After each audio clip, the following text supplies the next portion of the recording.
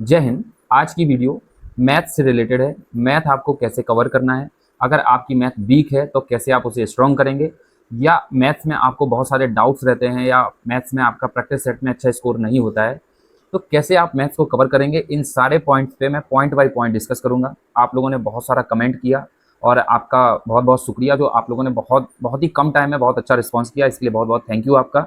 और मैं कोशिश कर रहा हूँ कि आप देख रहे हैं कि मैं सारी वीडियोज़ में आपके लिए इतनी हेल्पफुल वीडियो बनाऊँगा आपको कि आप खुद ये देखेंगे, अगर छोटी-छोटी मेरी वीडियोज़ जो भी बनेंगे, वो आप देख के आप खुद ये चीज़ महसूस कर पाएँगे कि आपको कुछ ना कुछ इम्प्रूवमेंट आपको ज़रूर दिखेगा। आपकी जो प्रिपरेशन है उसमें कुछ ना कुछ बूस्ट आपको देखने को ज़रूर मिलेगा। तो आज की वीडियो मैथ्स से रिलेटेड है। यूपीएसआई के लिए भी ये मैथ्स है और अदर कॉम्पिटिटिव एग्जाम के लिए भी ये मैथ्स है। देखिए, कोई मैथ्स का कोई क्राइटेरिया नहीं है कि ये इस एग्जाम के लिए ये है, उस एग्जाम के लिए ये है। अगर आप किसी भी सब्जेक्ट को पढ़ रहे हैं तो मेरे हिसाब से आप उसे इतना कवर अप करके रखिए कि किसी भी एग्जाम में अगर आप बैठना चाहें, कोई भी हो, एसएससी, रेलवे या स्टेट लेवल का कोई भी एग्जाम हो, तो उसके लिए आपको मैथ्स के लिए ये ना सोचना पड़े कि मैंने तो यूपीएसआई की मैथ पढ़ रखी है, रेलवे की तो पढ़ी ही नहीं। अगर आप मैथ पढ़ रहे हैं तो पूरी कंप्लीट मैथ पढ़िए। तो उसी कंप्लीट मैथ को कैसे कवर करना है, कैसे आप उसका रिवीजन करेंगे, कैसे आप उसे याद रख पाएंगे, उन सब पॉइंट्स पे मैं आगे वीडियो में डिस्कस करूंगा। देखिए, जब मैंने 2017 में प्रिपरेशन की तो मुझे भी सिंपल इंटरेस्ट और कंपाउंड इंटरेस्ट में डिफरेंस भी नहीं पता था कि क्या इनके बीच में डिफरेंस होता है। तो मैं भी एक बहुत बेसिक लेवल से मैंने स्टार्ट किया। बहुत कम मुझे नॉलेज था मैथ्स का, बस एक सुनने में आता था कि पहाड़े याद कर लो, ये सब याद कर लो। देखिए, ठीक है, सारी चीज़ें मैटर करती हैं लेकिन टाइम पे मैटर करती हैं। तो मेरी भी मैथ बहुत वीक थी, लेकिन आज इतना टाइम मेरा था, जब मैं एग्ज़ाम वगैरह दिया तो सारे एग्ज़ाम में पहले जब स्टार्टिंग में एग्ज़ाम दिया तो मेरे बहुत ही कम मार्क्स आते थे। लेकिन जब धीरे-धीरे इम्प्रूव करता गया, अपनी अपनी खुद की बनाई हुई एक स्ट्रेटजी को बेस्ट तरीके से फॉलो करता गया, अच्छे मार्क्स मेरे मैथ्स में आते थे। मैंने बहुत स्ट्रेटजी पे फोकस किया, बहुत खुद के अपने बनाए कि किस तरीके से मैथ्स को स्ट्रॉन्ग किया जा सकता है। बाकी ऐसा नहीं है कि मैं खुद बहुत बड़ा वो हूँ। टीचर्स का गाइडेंस और बुक्स का गाइडेंस भी आपके लिए बहुत ज़्यादा ज़रूरी है, जो कि आपको हर चीज़ को इम्प्रूव करने में हेल्प करेगा। तो आज की वीडियो को स्टार्ट करते हैं अब। देखिए, आपका जो पहला डाउट है वो ये रहता है कि हमको सर मैथ समझ में ही नहीं आती है। तो सबसे पहले आप एक मेरी बात सुनिए। मैथ्स के क्या है, बहुत सारे टॉपिक हैं, इसलिए उसको एक सब्जेक्ट के रूप में रख दिया गया। मैथ्स कोई अपने आप में कोई फाउंडेशन वाली चीज़ नहीं है जिसे आप रट सकें। जैसे कि कुछ फॉर्मूले हैं, चलिए ठीक है, उनको छोड़ के आप मैथ्स को सारा रट नहीं सकते हैं। मैथ को सिर्फ और सिर्फ आपको समझना पड़ेगा। मैथ्स में आपको अपनी अंडरस्टैंडिंग डेवलप करनी पड़ेगी। वो अंडरस्टैंडिंग कैसे डेवलप करेंगे वो मैं आपको बताता हूँ। आप जब सुबह उठते हैं, सुबह से लेकर रात में सोने तक आप मैथ्स की चीज़ों से घिरे हुए हैं। आप जब सुबह उठेंगे, पानी पीते हैं, पानी के लिए एक टॉपिक आता है एडवांस मैथ में, वॉल्यूम। जिस गिलास से पानी पी रहे हैं उसका वॉल्यूम, उससे रिलेटेड सारे फॉर्मूलेज जो होते हैं वो आप पढ़ते हैं। उसके बाद खाना खाते हैं तो अर्थमेटिक में एक टॉपिक होता है मिक्सचर एंड एलिगेशन होता है। खाना में जो क्वांटिटी मिक्स की जाती है, जैसे कि नमक, पानी, सब्जी का, तो वो मिक्सचर एंड एलिगेशन का क्वेश्चन हो जाता है। उसके बाद हम दिन में कभी ना कभी पेमेंट करते हैं तो कहीं प्रॉफिट होता है, कहीं लॉस होता है। तो आप देख सकते हैं कि आप दिन में देखेंगे कि प्रॉफिट लॉस के बारे में भी आप बात करते हैं, परसेंटेज के बारे में भी बात करते हैं। अगर दुकान पे आप जाते हैं तो आप शॉपिंग करते हैं तो एसपी, सीपी मतलब selling price, cost price and discount, जो कि आपको एमआरपी पे दिया जाता है। मार्केट रिटेल प्राइस जो होता है उस पर आपको डिस्काउंट दिया जाता है। तो सारी चीज़ें अगर आप रियली देखें इन सारी चीज़ों को, तो आप देख पाएंगे कि सारी चीज़ें आप डेली रूटीन में फॉलो करते हैं मैथ से रिलेटेड। फिर भी हम उसे एक सब्जेक्ट बना के घंटों बैठ के इस तरीके से पढ़ते हैं कि ये एक सब्जेक्ट है जिसे मुझे रटना है। नहीं, आपको मैथ्स को समझना पड़ेगा। जब आप मैथ्स को समझने की अंडरस्टैंडिंग डेवलप कर लेंगे तो आपको मैथ्स सबसे ज़्यादा ईजी सब्जेक्ट लगेगा।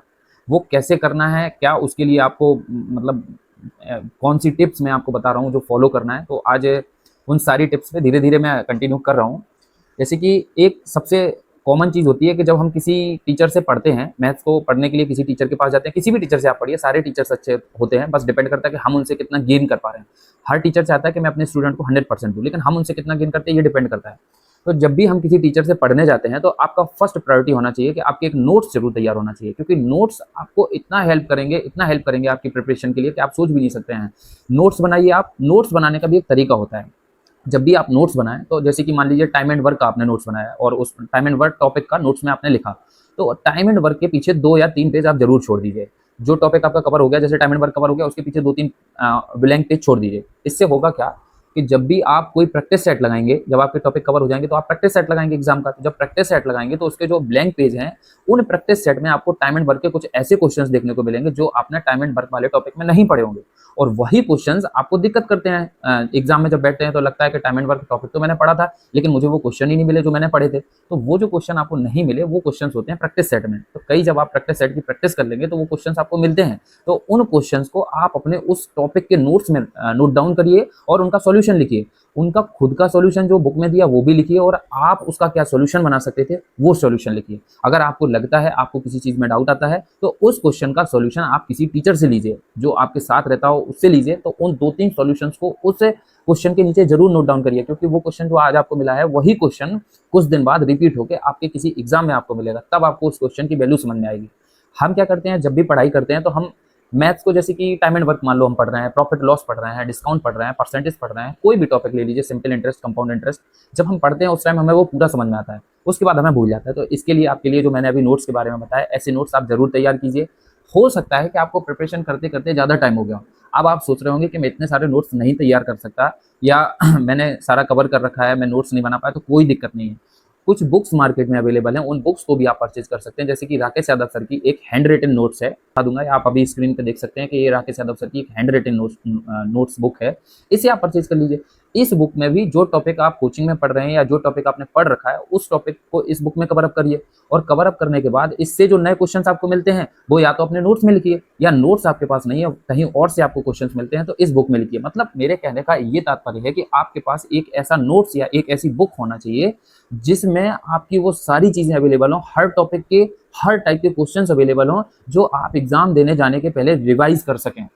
क्योंकि होता क्या है कि हम सारे टॉपिक एग्जाम देने के पहले सारे क्वेश्चंस का रिवीजन नहीं कर सकते किसी बुक से, क्योंकि बुक बहुत मोटी होती है, उसमें हर टाइप के क्वेश्चन का सॉल्यूशन प्रॉपर तरीके से नहीं होता है, इसलिए नोट्स की आवश्यकता पड़ती है। जब हमारे पास प्रॉपर नोट्स होगा, और नोट्स का जब हम 20-30 बार रिवीजन कर चुके होंगे, तब आप देखेंगे कि वो क्वेश्चंस जो आपको डिफिकल्ट लग रहे थे वो आपको इतना ईजी लगेंगे, आपकी उंगलियों पे होंगे, और आप ये भी याद कर पाएंगे कि वो क्वेश्चन किस पेज नंबर पे लिखा हुआ है।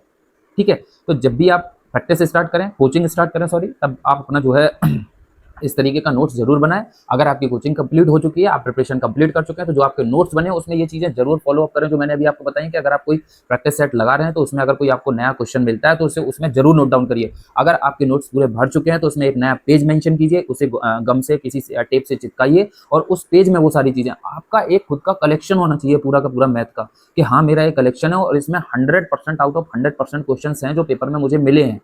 तब जाके मैथ्स में आपका इंटरेस्ट टॉपिक कंप्लीट हो जाते हैं। जैसे कि मान लीजिए पूरी मैथ्स आपने कवर अप कर ली, अब आपका एक टाइम होता है रिवीजन का। रिवीजन आपको कैसे करना है, रिवीजन के भी तरीके होते हैं। मैथ्स को आप डायरेक्टली रिवाइज नहीं कर सकते हैं कि मैंने उठाया मैथ्स को रिवीजन स्टार्ट कर दिया, कभी नहीं कर पाएंगे आप, क्योंकि मैथ्स एक ऐसा टॉपिक है कि अगर आप स्मूथली करते जा रहे हैं, आपको सारी चीजें बनती जा रही हैं, तब तक आपका मन लगता है। लेकिन अगर आपको कहीं पे भी थोड़ा बहुत डाउट आया तो वहां पे आप स्किप करना शुरू कर देते हैं, छोड़ना शुरू कर देते हैं।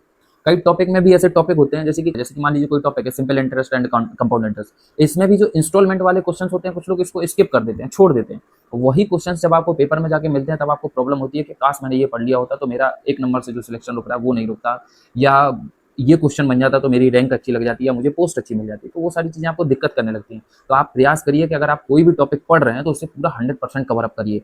उसके लिए देखिए, मैं एक चीज जो आपको बता रहा था कि रिवीजन कैसे करना है। रिवीजन देखिए, कभी भी मैथ का आप सारा एक साथ रिवीजन नहीं कर सकते, रिवीजन आपको टॉपिक बाय टॉपिक रिवीजन करना पड़ेगा।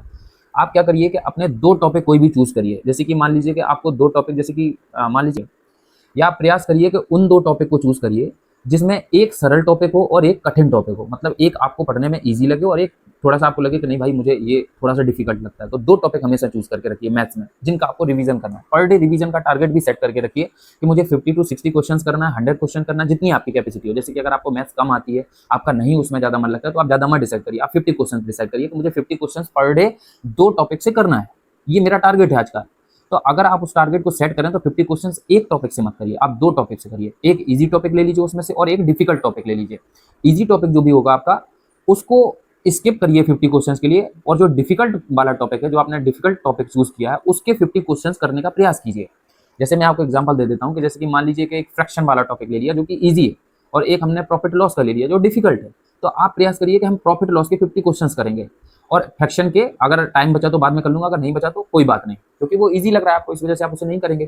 तो अगर आप प्रॉफिट लॉस के क्वेश्चंस कर रहे हैं और वो डिफिकल्ट है, तो मेरी बात मान के चलिए आप, अगर आपने 50 का गोल सेट करके रखा है तो आप 10, 15, 20 पे जाके रुक जाएंगे, और वहां से आपका स्टार्ट हो जाएगा डिमोटिवेशन कि यार मैंने तो 15-20 ही कर पाया, प्रॉफिट लॉस यार बन नहीं रहा है, तो क्या किया जाए। तो यहाँ आपका हेल्प करेगा जो आपने दूसरा टॉपिक चूज करके रखा है, फ्रैक्शन।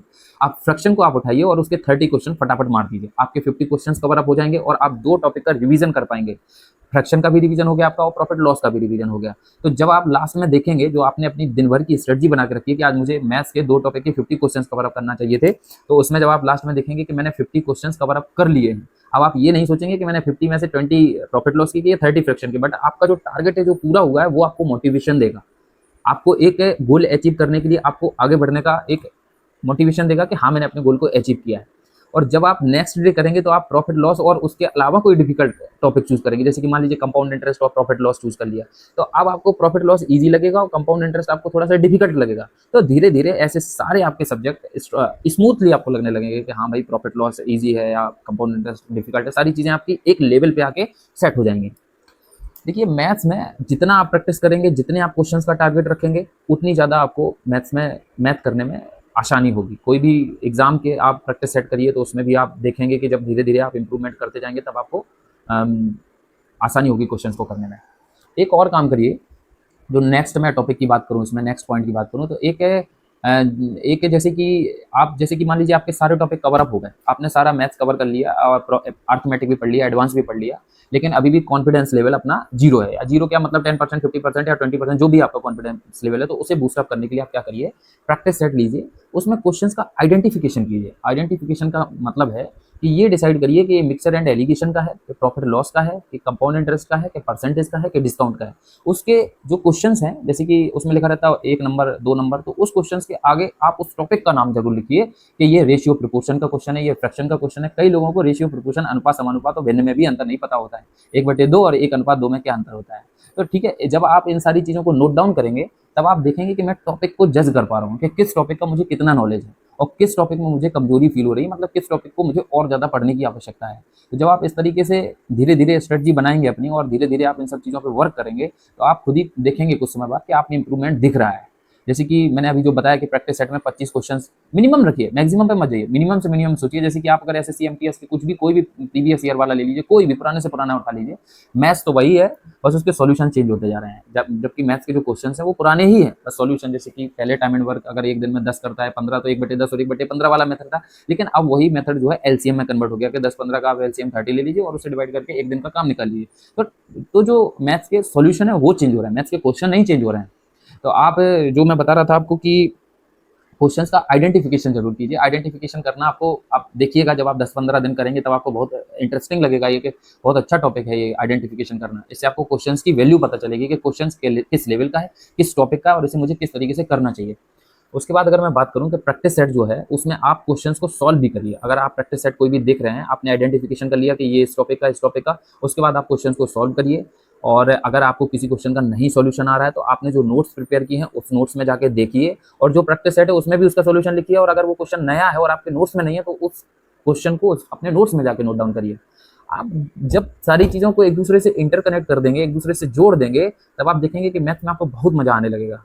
आप सुबह उठिए तो अपना जो है पूरा रिवाइज मार दीजिए, टॉपिक का दिमाग में ही रिवाइज मार दीजिए। जब आपके नोट्स जो है, जैसे कि आप जो नोट्स अपना प्रिपेयर कर रखे हैं, मान लीजिए कि 2 या 3-4 पेज में आपके एक एक टॉपिक कवर हो जाएगा, हर टाइप का एक क्वेश्चन आपका कवर हो जाएगा उसमें। सुबह उठिए, एक टॉपिक को उठाइए, पूरा रिवाइज मार दीजिए। उस टॉपिक को दिन में 3-4 बार दिमाग में ओरली रिवाइज मारिए। एवरेज है, अच्छा एवरेज में, अच्छा ये टाइप का क्वेश्चन है, ये है, मतलब सेट करना है इधर उधर। तो वो सारी चीजें जब आप रिवाइज करना स्टार्ट कर देंगे तब आपकी उंगलियों पर मैथ्स चलना स्टार्ट हो जाएगी। ठीक है, बाकी और भी मैं वीडियोस में धीरे धीरे मैथ्स की और भी चीजें बताऊंगा, क्योंकि एक ही दिन में मैं सारी चीजें नहीं आपको बता सकता कि आपको ये करना है वो करना है। धीरे धीरे सारी चीजें आएंगी। तो आज की वीडियो आपके लिए जरूर हेल्पफुल रहेगी और इसका पार्ट 2 भी मैं लेके आऊंगा, जिसमें और भी कुछ चीजें जो इस वीडियो में छूट जाएंगी उस वीडियो में मैं आपको बताऊंगा। और आप लोग अपनी प्रिपरेशन को स्टार्ट रखिए। कोई भी डाउट आता है किसी भी प्रकार का, किसी टॉपिक से, किसी सब्जेक्ट में अगर आपको प्रॉब्लम होती है, उस सब चीज़ों के लिए मैं आपको गाइड करूंगा। और धीरे धीरे मैं आपको सब इंस्पेक्टर की कुछ डिपार्टमेंटल नॉलेज भी दूंगा कि सब इंस्पेक्टर का वर्क क्या होता है, सब इंस्पेक्टर को पावर क्या क्या होती है। तो ये सब चीज़ें देख के आपको मोटिवेशन भी मिलेगा। आज के लिए इतना ही।